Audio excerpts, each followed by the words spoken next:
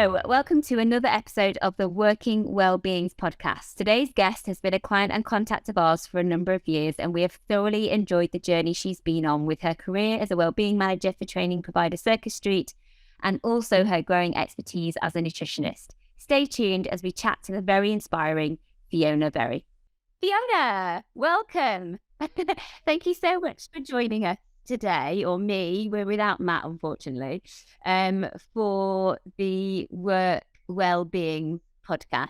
I've been really excited to have you as a guest on the podcast because we, of course, have been crossing paths and working together for quite a few years now, right from the beginning of your time at Circus, or from the early days of your time at Circus. So we're going to get started, if it's okay, with an introduction to you by you. Thank you. It's great to be here. Thank you for inviting me. So my name's Fiona. I am the Wellbeing Lead at Circus, and we are an education business. My primary role is, as the Wellbeing Lead, is to look after employee wellbeing. So that's mental, physical, environmental, and very importantly, socially, and the fun stuff as well. So that can be anything from events, communications, what the benefits package looks like, and also shaping the strategy of how we deliver events going forward. I've been at the role for almost 4 years now, so that's absolutely flown by. And I think the pandemic is a big chunk of that, is a super interesting part of it. My role as wellbeing manager is it's centered on the qualification that I have, which is also as a nutritionist. So as well as my full-time role at Circus as wellbeing lead, I'm also running a nutritional therapy clinic privately, which involves my own events as well throughout the year. So retreats for people, bringing it all to life over a weekend. So yeah, lots of different hats to wear, but really, yeah, I absolutely love it. It was a life-changing decision to move into this career, and I highly recommend it to anyone else that's thinking about it. So yeah, great to be here. Amazing. So you sort of hinted there that this was a move from a slightly different career. Can you tell us a little bit about that and the why? And, you know, we obviously speaking with passion straight away and love for this industry and this work. So you know, what is it that you drew you to this world? Yeah, I mean, slightly different is probably a huge understatement. My career, when I left school, always wanted to work in media. So that's what I went and did. I worked for magazines and publishers and radio stations over a career of 20 years. So yeah, it was a big change. And I think that I loved it. I had a great time working in those companies and gained lots of really valuable skills as well that helped me in my job today. But the reason for the change really was through poor health of my own. I had glandular fever, and during this time, I was told by a doctor that I'd be feeling this way for 6 months, and I couldn't bear the idea of feeling like I did for 6 months. So started to do my research and discovered that nutrition was probably going to really help me through it. And it did. And it was just one of those light bulb moments. I thought, if money was no object, then what would I want to do with my life? And it was working in nutrition. So I did some research and decided that to work with people and chronic health conditions, serious health conditions, it would require some study from me. So I decided that doing a degree was the right route for me. So that was over a period of 5 years, studying part-time and working. My role towards the end of my previous role was working in recruitment marketing. So in the media space, but working with employers to promote their employer brand. So I became really interested in the psychology of how companies were attracting the best people, what they needed to do to stand out as employers to attract the best people, and this thing called culture and well-being, and it was just a no-brainer for me to put those two things together.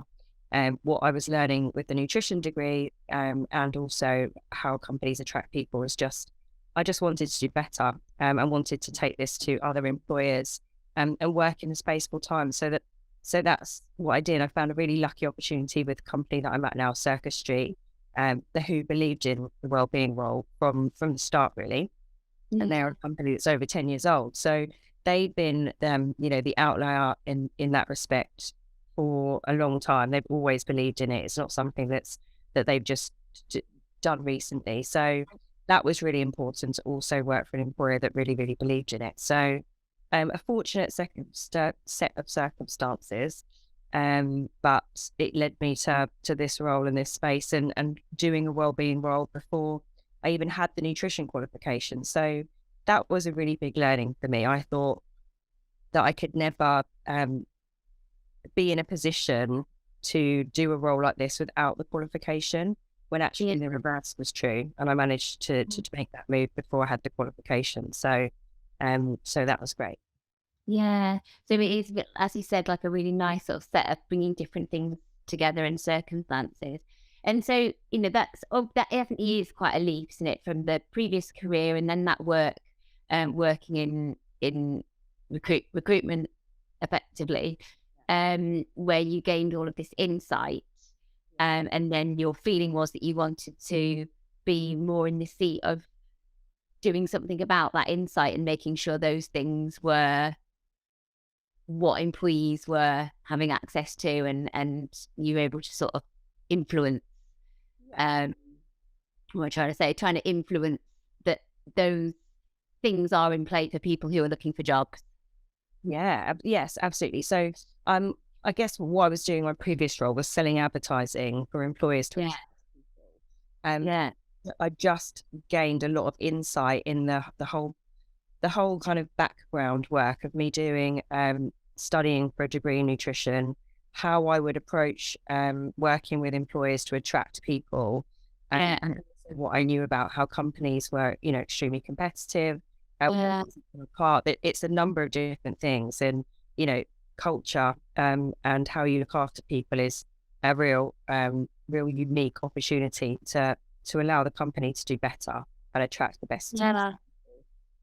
Absolutely, yeah, because they're doing it for the experience of the employees so that they can have a better experience and better state of health and better outcomes of health, and less harm from perhaps work that they're doing, ways of working.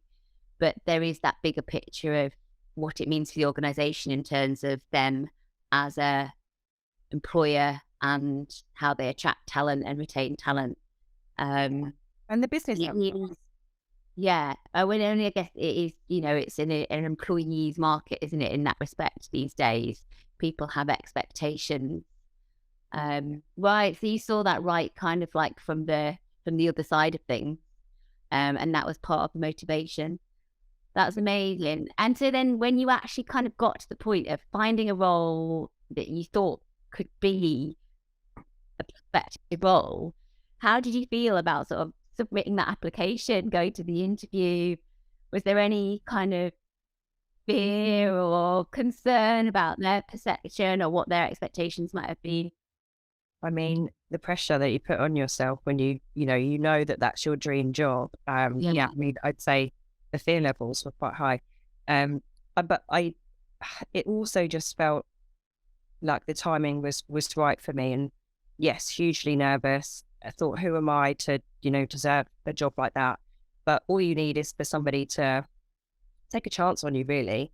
And what I had done it was unconscious and conscious, I would say, because of the work I was doing, studying and wanting to help employers. I had researched that, but I'd also, perhaps unconsciously, in my previous role,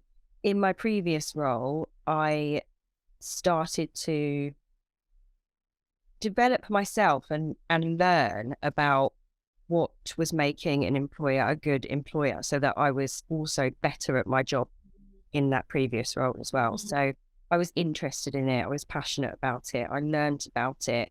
And so when it came to my interview, I felt as though I had done the work already. The studies that I was reading, Vitality's Best Places to Work, or there's numerous other studies that come out on an annual basis. Anything to do with mental health, I was particularly interested in. I'd read the studies, I understood them, and I knew what the big challenges were for larger employers. I guess what I didn't have insight was the particular challenges that the employer that I was going to interview was facing. So that's not something you can ever know in an interview. You can ask the questions, but you can look at Glassdoor, you can look at the reviews that people are leaving.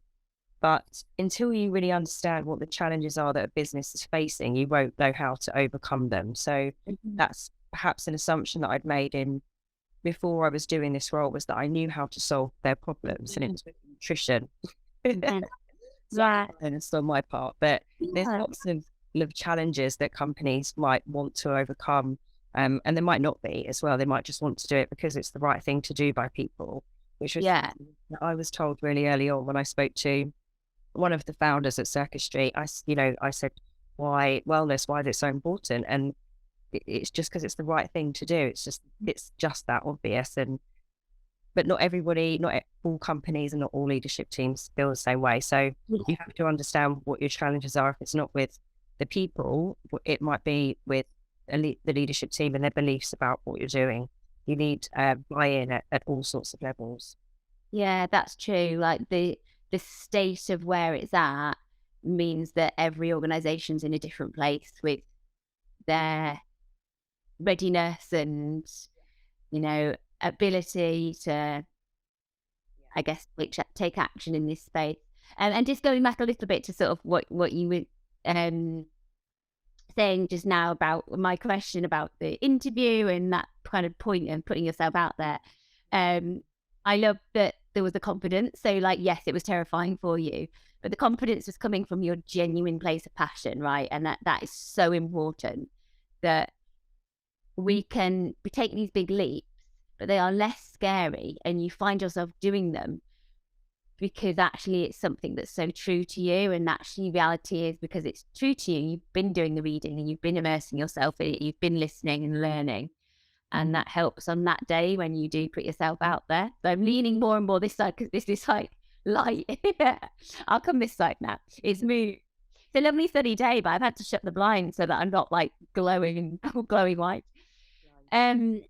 Yeah, so I love that. I actually remember, Fiona, meeting you really, really early on, and I did see that confidence, and you were still like on your journey with your nutrition as a nutritionist, and confidence in a good way.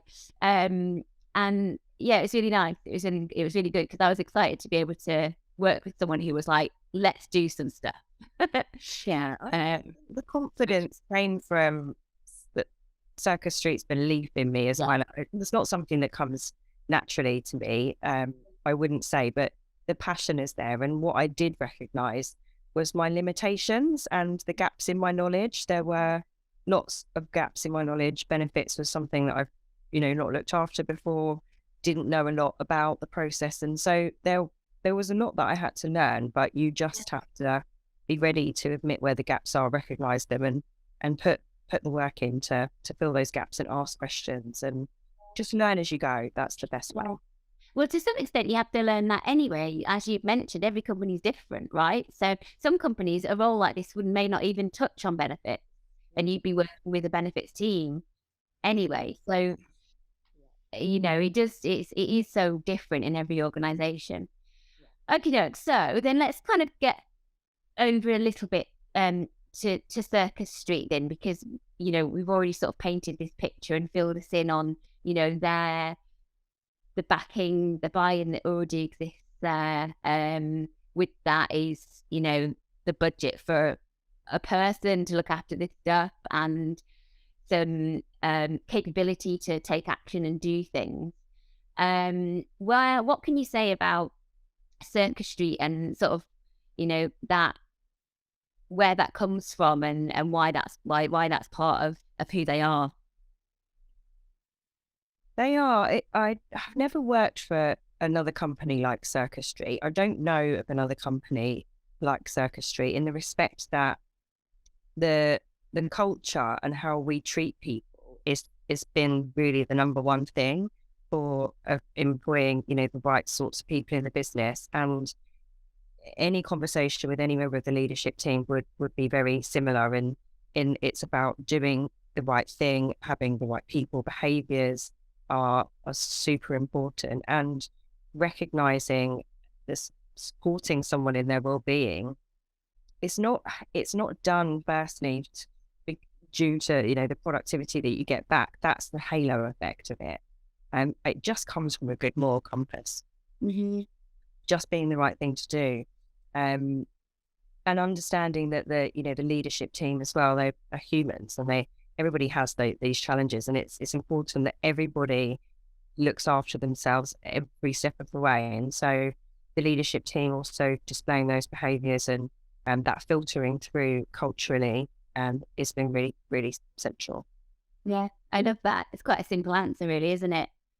Because it matters. Yeah, yeah. Now, it's not to say that measuring the impact and looking at how it impacts the business doesn't matter, but it's enough as it is. Yeah, and I think there's also, we've all worked in businesses where you can see how not to do it, and industries where they're getting it so wrong. And I think also being able to recognize that it's not the only way, it's not the right way to create businesses and allow people to flourish. You don't have to have those sorts of behaviors or characters necessarily in your business, because lots of other people do. It's yeah, quite different. Mm, yeah. Okay. And so what of the work that you've done at Circus Street, so not specifically you, but that Circus Street's done over the last few years whilst you've been with them, 4 years, I think you said. What is the thing that you're sort of most proud of? It's such a good and interesting question. I think we, I mean, this is the beginning of 2023. So the past 2.5 years, we've all been navigating a pandemic, haven't we? And that has just kind of, the rule book has been torn to shreds. People teams and HR functions, employees' lives have all just been turned upside down completely by this pandemic. So I think if I can give you a cop-out answer on this, it's not necessarily about the initiatives that we see, because we do anything and everything at Circus Street, from amazing desk yoga sessions. We've done mind talks, hypnotherapy. They're really, really vast. They're creative sessions that we do, and all of them serve their purpose. I think it's not necessarily about the most big and impressive thing that's happened. It's the small things. But what I most love is when an employee contributes towards that. They say something I feel particularly passionate about, I want to bring to Circus Street. It could be their poetry skills, or it could be something to do with their culture. And just seeing how much that everybody warms to that and leans into it. And that's what it's really all about. So people bringing their own uniqueness to Circus Street, bringing other people on that journey with them.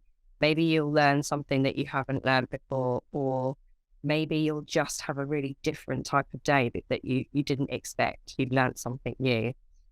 But it's individuals that contribute the most for me. And receiving maybe feedback is also really, really great thing, because when you're serving over 100 people, you don't always know what the tangible impact is. But when somebody goes out of their way to say, I've completely changed my eating habits because of you, or it might be something else to do with nutrition case, that we've overcome something quite huge for them and it's been quite life-changing. Those are the really impactful things, but I can't say too much without breaching any confidentiality. Yeah, absolutely. Absolutely. And it's going back to the sort of what you were saying first about the sort of standout thing is about managing to get the workforce themselves to engage and share. That in itself has been very fruitful for everyone. Are you able to give a bit of a practical, I mean, you mentioned poetry, so it could be as simple as, encouraging members of the workforce to bring their talents and share that as part of a an event or something. Is that what you're saying? Yeah, those are the most special events to me. And that's something that was always quite unique for Circus Street, that you'd have new starters and everybody has skills, don't they, or passions. So Yeah. bringing those to work and sharing them with other people, I think is the number one thing that makes our kind of events quite different. And also when I see that happening again this year towards the end of last year, it's really special, because that's the part that makes us unique. So as an example, we have a workshop tomorrow. It's Burns night today. Yeah. It's Burns night tonight. But tomorrow we have got a bibliotherapy workshop with our new starter, who also has a book. He's a published poet, and we're going to just do a session with words and therapy. And so it's tying in like cultural celebrations with people's skill sets, allowing people to just come and have an hour, do something completely different. I doubt many people would have thought to sit down and write a poem, but tomorrow at the end of the day, people will have done that. So yeah, I love it. Can we all come? I love it. It's very creative. I think that's definitely one thing I always get from you when you're talking about different initiatives that you do, and the ways of, making something so simple into an initiative, right? Like that presumably is relatively low budget. I mean, I guess maybe you're bringing in some external expertise potentially to run the session. I don't know, but a lot can be achieved by being really creative, which is, it always stands out with everything that you share that you do. And then, so another question of mine, which you probably already answered there, was about what are the best bits about being a well-being leader? But you talked just now about the feedback and people sort of sharing that had an impact on them. Anything more you can say there? Oh, it's just such an amazing job. I'm so lucky that I get to do this. When I came back and, first week of January, going through 700 emails, and then the next day you cleared them and you've just got some time to think about what's coming up and just think about fun ways that people might engage with an activity. It's a dream. I think you can look at that as a challenge of, you don't have endless budget to spend on these things, but so much can be achieved with just a little bit of time and creativity. And then, the big important things you will need to pay for as well. So there's different things that you can, I guess, be involved with, and different projects that you can look at. So, family leave is a huge one for us. That's something that requires a longer period of time. It's, it's perhaps not as creative, but super important. So there's lots there's lots of different things that keep me entertained, I would say. Big variety of work to do. Yeah, amazing. Really, really exciting time for you and the team there at Circus Street. Lovely. So tell me a little bit more then about what you sort of see the role of the wellbeing leader being. Skills, maybe soft skills, as well as the sort of, you've talked about your qualifications as the nutritionist and the value of that in the role that you do. Yeah. I think you have to care about it to start with. That has to be the number one thing. You have to want to do this role, and want to make a difference to people. You also have to be a really good listener. Mm-hmm. There are cues and bits of information that I'll get from people all of the time, and it's not necessarily a formal focus group. It's not from a survey that we've sent out to employees. It's just listening to how people are, what they're thinking, how their work week is going. All of this, there's always nuggets of information. So that's helpful for me to understand what's happening in people's lives, to be able to support that better through the events or initiatives or communications that we share with people. So that's important. I think kindness goes a long way. I think it can go without saying, but kindness to yourself as much as anybody else, because people in the central function or people function or wellbeing function are often very busy, and so they need to extend that kindness to themselves quite often as well. Well, I think the creativity for me has been particularly important. As I've mentioned already around budget, being creative with ideas is sometimes just, all that you need, as well as being able to, I guess, use data to inform the bigger decisions that you make as well. They're, behind the strategy for what you need to do for the year, understanding what those big challenges are will help you be able to sell in or influence right people within the business to invest in certain parts of wellbeing. So Yeah. And so just on that, so the sort of strategic side of this work, so it sounds like you're very respected, empowered, enabled within the business because of their value of this work and what they know it means to the culture of Circus Street. Are you able to say anything, and it's fine if the answer's no, about like what that looks like practically? You'll have your board and your senior leadership team. Is where does this conversation sit amongst those people, and how do you influence? yeah, good question. It has to come from them for it to be a conversation. We have our head of people on the leadership team. I think making sure that voice who, is the mouthpiece for well-being, employee experience, benefits, putting it all together and making sure that conversation is happening. But with Circus Street culture, it's not just we don't need to make sure we have a head of people doing that. All of the leadership team are discussing issues that people face all of the time. That's a continuous conversation. So that's not something I necessarily have to worry about, to be honest. Yeah, that's good. Yeah, I know it's not the same in lots of other businesses. No. Yeah. And in a previous role, the challenge would have been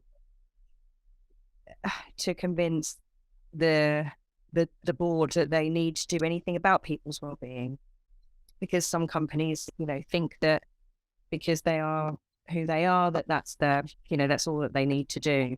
But you can only kind of dine out on that for so long. So Yeah. so how you present an argument is very important. So gathering data and being able to interpret it, but also creativity. They're two different skill sets. And spreadsheets aren't my favorite, so I'm lucky that I get creative. Yeah. Yeah. Well, that's good. You can kind of balance it all out, all those different responsibilities.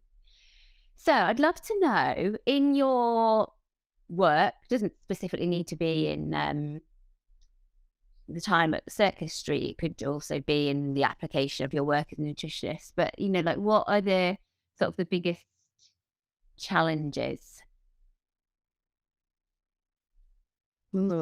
Biggest challenges. I think prioritizing my own well-being whilst working full-time and also having a private clinic, I have to say that is a challenge. And I launched my private practice a year ago. So I think in 12 months, there's been a lot of very fast learnings and really managing my own time carefully, not taking on too much, recognizing that, rest, relaxation and fun for myself are really, really important. So making sure that happens, making sure that I am also being true to my own values in what I'm helping other people with is, that's important for me. And I think that any well-being leader would potentially have a similar challenge. It's busy. You have to prioritize it yourself too. Yeah, absolutely. It's a really big thing for us among the Working Well community, that we want to make sure that, as well as hosting conversations that talk about this work, this field of work in the industry, how to do the job, how to progress your career, we really want to make sure that there's a thread that also how to look after yourself, because you can't look after others if you don't look after yourself, and it has to start at home, doesn't it? As well as the fact that it is then, you're leading by example, well, aren't you? Which is really important. just very practically then, like, obviously nutrition, I imagine, is a very big part. You've already mentioned about your journey to discovering nutrition and because of a health challenge that you faced. Are you able to just say, you touched on a few things there, but are you able to just say a little bit kind of practically in a snapshot, like what your week looks like in terms of how you look after your health and well-being? Yeah. So making sure I'm getting 10,000 steps a day is the goal at the moment. Something that I've noticed myself is that I find it difficult to get out when I'm working from home during the winter months. And so if I don't go out and do those steps, I could move probably 2,000 steps. There's just no way. I'm probably not getting much of a break from screen time as well. So that has been the main goal. And I've smashed it actually for January. Yeah, good. That's the priority because the daylight hours are so short that it just makes me feel quite miserable if I don't get out. Yeah. I have to be honest. So that's been a big priority. But I've also just moved house. So discovering what's around me is something that I need to do more of. I need to find a good yoga class in person that I can just walk to. I'm fully set on having everything that I can walk to. So just steps, getting those steps in. But swimming is something that I'm going to start in February. And what I tend to do is make sure, for me personally, having dinner a couple of hours before I go to bed so I can digest properly. That helps me get a better night's sleep. And I try not to look at my phone after 7 o'clock. So I do. That's really well done. Yeah, I try. It hasn't been totally, but I don't take my phone into the bedroom either. So I don't scroll on my phone when I'm in bed, which is something that I used to do. But to be honest, I've also been so busy with unpacking and decorating and Christmas and everything else that I haven't really had. I'm not watching much TV in the evening. I'm not looking at my phone that much either. So just been a lot to do. So yeah, I think renovation has been. Yeah, that's your wellness habit. But yeah, painting I've found really therapeutic. I actually really enjoy that. And I'm also become obsessed with planting seeds because I'm going to grow lots of veg this year. And I have the garden space to do it. So gardening, painting, walking. The moment those are my big things, I realise I've become middle-aged just overnight. Yeah, it happens to all of us eventually. It catches up on you. I love that your things are very accessible. I'm not saying it's easy, but they're accessible. I'm with you on the steps as well. I'm struggling because it's remarkable, isn't it, that you could spend a day at home working from home and only do 2,500 steps. When I realised that, it was only when I started wearing my Fitbit again. Helps. So accessible, but also just like part of also progressing other elements of your life, right? Like helping to make your house a home now and eventually bearing fruit quite literally in your garden. But that's really nice. I think sometimes it's easy to think, I have to get to the gym, I have to get to the yoga class, I have to meditate for 15 minutes, but we can have our well-being practice as something that is very beneficial to the wider ecosystem of our life. That is what it's all about completely. I don't ever stick to one thing religiously in terms of working out. I change it with the seasons. And always adjusting it to kind of suit what's happening at the time. So that's been another one that I've just started is audiobooks. Lovely. They're great for walking. Also good for my longer train journey. And I used to listen to audiobooks all the time. So just over moving in the past 2 months, I haven't had a chance to do that. So yeah, it is, that's something that I enjoy, is relaxing. And also any of these wellbeing practices, they shouldn't be difficult, accessible, expensive. Quite the opposite, actually, to make them sustainable for people. Yeah, absolutely. Love it. Okie doke. So I'd like to come back to the industry, workplace wellbeing. I mean, even in the time that you've been in your role, I'm sure that, well, definitely the industry's changed because we had a global we had the pandemic, which forced a lot of change. And I don't know what places you go to connect with to kind of keep your ear to the ground and see, build a picture of what's going outside of your organization. But where do you see that the industry is at the moment? Yeah, good question. Well, I think you and I being connected and the work that you're doing and sharing in the industry and championing the industry is really important. I think staying connected to trends at a wider level is very important, but it's not the be all and end all, because what's happening within our business might be very different. But it's just good to continually learn. So obviously the cost of living crisis has overtaken the worldwide pandemic. So there's not a minute to rest really. So thinking about how we support people in that way, the problems that we're trying to solve now didn't exist when I first started in the role like 3.5 years ago, let alone 10 years ago. So I think there's positives and negatives to all of it really. When I first joined Circus Street, we were, doing things that other companies just hadn't even thought of. And there are lots of companies put wellbeing at the top of the agenda because of the pandemic. And now we're back into the office and we're working in a hybrid way. Our challenges are slightly different in terms of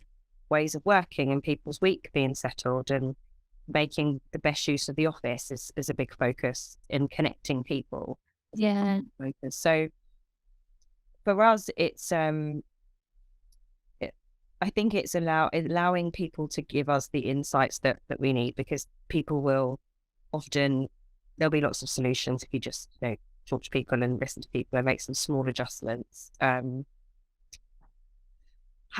not sure if I've answered the question. How much has it changed? Is that Well, yeah, but to be honest, I like your answer, so we can leave it there. I mean, I guess I was interested to get your thoughts on the wider industry, workplace wellbeing industry, and where things are at. But you're right, like what matters is what's going on for you guys and staying connected to the issues that are current in this moment. And it is really fast changing.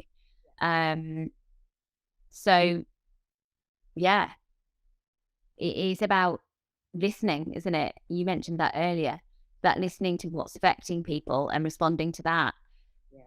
And it just not delaying as well, that you can debate a topic for weeks and months on end, but actually if you just do something, and likelihood is you're not going to regret it. You'll be able to learn from whatever it is that you try. So trying new things is always good.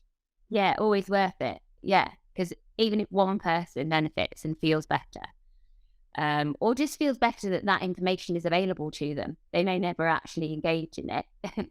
But the fact that support is there is something, isn't it? People need to feel supported. Yeah, I love that. I mean, I'm a massive advocate of that, of kind of action first. That's not to say that you don't need a strategy. But, of course, as a yoga teacher, like, I'm just like, let's just do some stuff. Let's just move our bodies, breathe together, feel better, take some time out. Then we'll work out what the bigger stuff that needs to happen. But yeah, being agile, I suppose the fact that Circus Street has this value, which is it's because it's the right thing to do behind your well-being, that enables you to do that. It enables you to be actually quite quick in responding to needs and things. Yeah. And there are bigger topics that do require lots of discussion, and you need to take time to think about whether it's the right thing, because the bigger your workforce, the more diverse the range of needs. And so making sure that you are supporting as many people as possible rather than one or two individuals is something that needs to be debated, definitely. But whilst that's going on, it doesn't do any harm to celebrate small things and take breaks, and the baby steps along the way can always be going on whilst the bigger stuff is being debated. Yeah, there's a bit of both lines to play. And so you in your position, which is really I'd say of all of the organizations that I've worked with and Matt's worked with, like you're definitely, Circus Street is exemplary in the work that they're doing. Oh, thank you. Um, it really stands out, and it really stands out in the energy that you and the team seem to have as well, which is ultimately the why, right? That's why you're doing it. It's a very joyful organization to step foot into. It's important, isn't it? We spend so much of our time at work. Yeah, We can just have a better day at work. yeah, I agree. 90,000 hours in our lives on average. Really? Wow. Yeah, 1/3 of our lives. We should enjoy it, and work doesn't need to be heavy, mood lowering thing. It brings a lot of joy to our lives, or has the opportunity to. So, how did it make you feel though, like being in that position, knowing what's possible, to think that actually there are organisations that aren't doing this work or don't have this type of approach? I feel very lucky. I feel very lucky to be able to do the role that I do. I think the people at Circus Street are very lucky, but it doesn't mean that they don't have big life challenges and difficult days at work as well. I think the reality is that we know that happens, and that's normal. I think challenges and stress versus challenges are two different things as well. Being able to make sure that people are being developed and stretched in their role is as important. And just making sure that people have the tools that they need to cope with those challenges. That's the purpose of my role, really. I don't spend too much time thinking about the companies that aren't doing it as well, because there's just too much to do where I am already.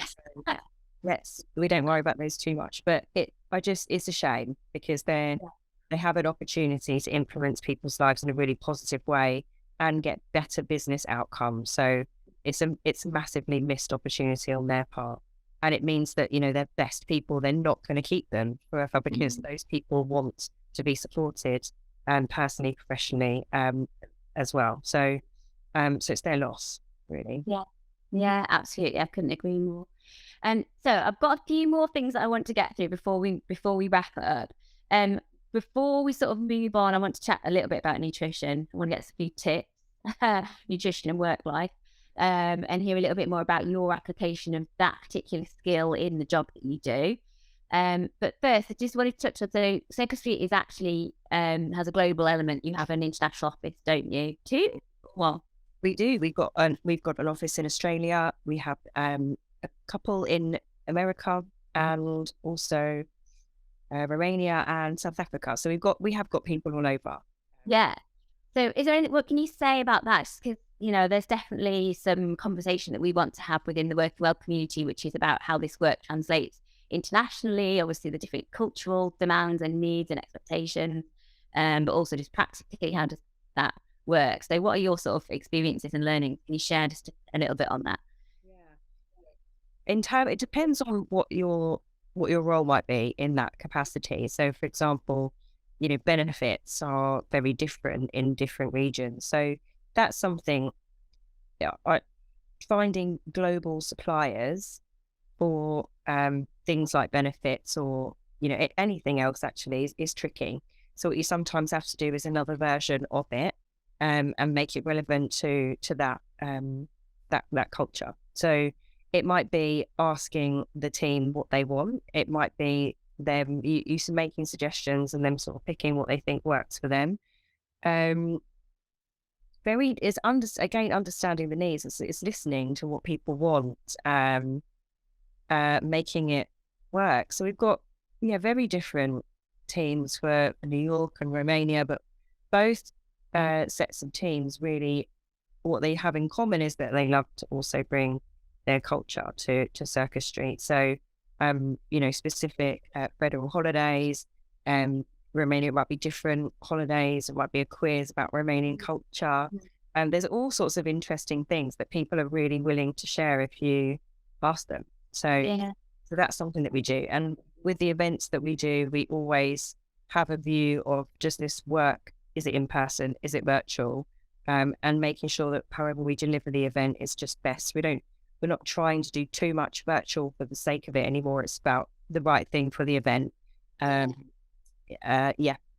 So Lunar New Year, for example, we've got, decorations in the office and fortune cookies, and we've just replicated that in our regional offices. We've put posters up where you can learn to say greetings in various different languages. So that's something that we can share, is very relatively easy to do, and makes people feel included and connected. Yeah, lovely. Really nice. Thank you. And right, so let's chat then for a couple of minutes about nutrition. Would love to have a few tips for listeners about better nutrition as part of the working day, whether that's about working from home and not going to the fridge every 5 minutes, which I'm so guilty of, or whether it's about, the challenge of meal preparation and just eating well whilst you're hustling the journey and lunch break and all that kind of thing. What can you share with us? Older than a couple of minutes to cover off this topic. 2 tips. Give us 2 tips. I think personally, when I'm in the office, my hydration just drops off a cliff, because by the time I got to the office, have another cup of coffee, and then I haven't had any water. Whereas if I was at home, I would have had loads of water. So that's just a really obvious one for me. Making sure that you've got some good snacks. It really depends. This is such a cop out of an answer. I'm not doing this justice. I think a good protein snack in the morning is a real winner, because that keeps you much fuller for longer. And it will stop you from reaching something sugary. It stops you from having a big energy slump in the afternoon.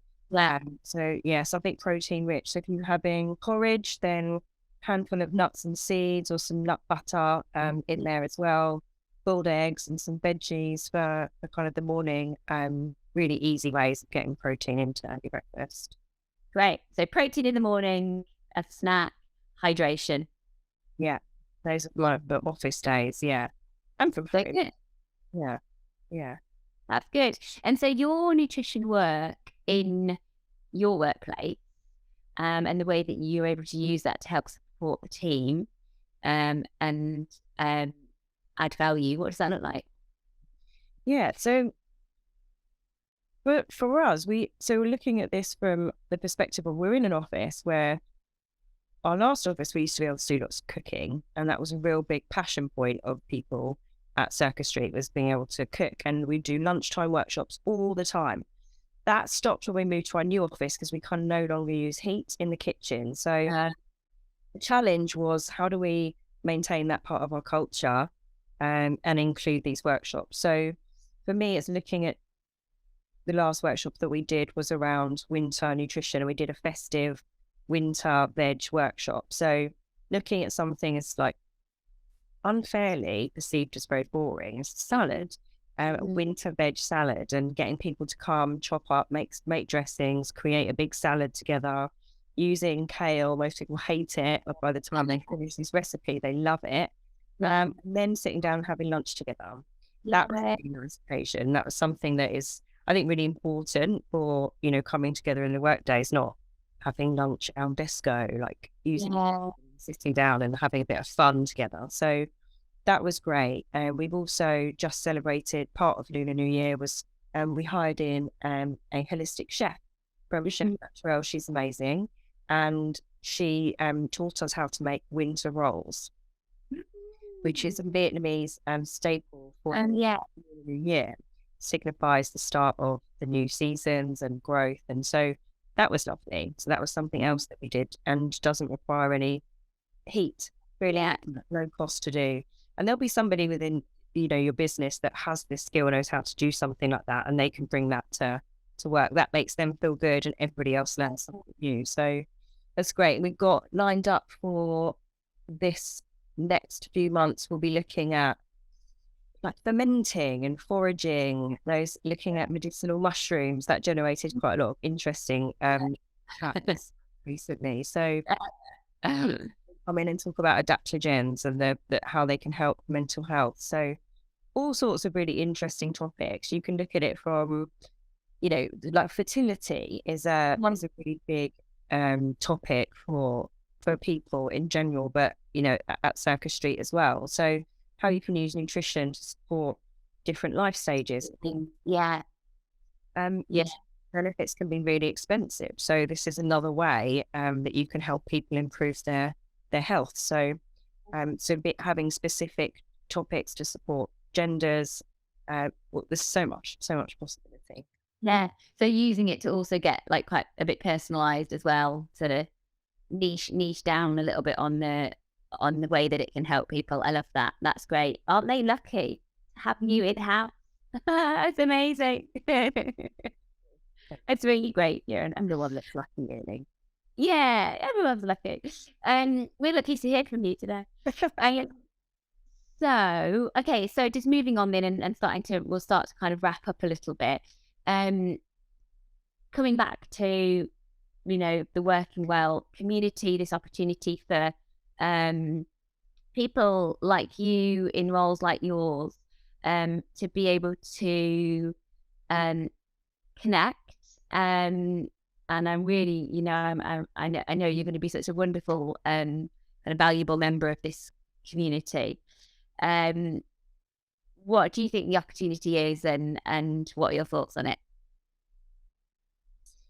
I think it's something that is really lacking in the industry. I think as I've mentioned, I forged this career path for myself. I did the research, I looked for the information and taught myself really. But I think if you look at occupational health, for example, or, nursing or something like that, where, you're responsible for health outcomes of people, and it's more standardized, it would be great for, people to make more time for their own development, whether they give themselves a set number of hours where they do CPD that works towards, learning and connecting. It's so important. And quite likely somebody in a role like this isn't going to have lots of peers in their team.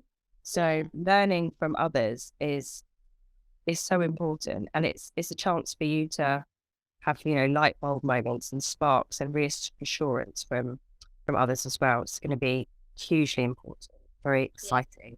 Well done for doing. Thank you. Yeah, we're excited to share more, and as I said, excited to have you in the community. So what are your current places that your go-tos? Like, I know you're active in LinkedIn with sharing the work that you do, and I know that there's groups that you're involved in of wellbeing professionals coming together to kind of, same intention, progress this as a conversation. And you mentioned reading and stuff that you've done, able to sort of just more sort of signpost people, listeners, to some of those places, some of those things. Yeah, there's some really big influencers on LinkedIn. Jen Fisher from Deloitte is a really good one to follow. There are, Diary of a CEO. There's lots of really, really good resources out there. But again, there's the big stuff and there's the small stuff. There's lots of really interesting ideas that you could get from Instagram, for example. Yeah. Lots of people sharing interesting thoughts there, and you can bet your bottom dollar if somebody else is having that problem or that thought, then somebody in the organization might be as well. So thinking about it from a slightly different perspective. Not every company is trying to solve the same big problems that really big organizations, Deloitte might be or not. So yeah, just keep an open mind. I think inspiration is everywhere. Yeah. Getting out for the walk, the 10,000 steps. So, for example, that was something that I set myself as a challenge in January, and I thought, it's a trendy time, isn't it, for New Year's resolutions? There'll be other people within the business that are also going to set themselves some challenges. So don't make it specific to a group. I'm healthy eating, I'm doing 10,000 steps. We just created or reignited our accountability crew. Just a Slack channel. Right, what are you up to this January? Let's keep each other accountable, keep each other motivated, check in. So there's lots of things that you can do. Just, look at the things that you need to solve for yourself and see if there are things that you need to replicate across the business as well. There's things that you can take inspiration from. Yeah, love that. I love that you kind of made it accommodate everyone's little challenges that they're trying to address this January. Really nice. Great. So, well, how do we find you and connect with you? Obviously, we can find you through Circus Street. But your nutritional work, how do we find you there? Instagram? Yeah, Instagram, you can find me. The handle is at it's the dot berries. It's the dot berry. Great. We could put it into the little notes anyway. And you have some retreats and things this year, don't you?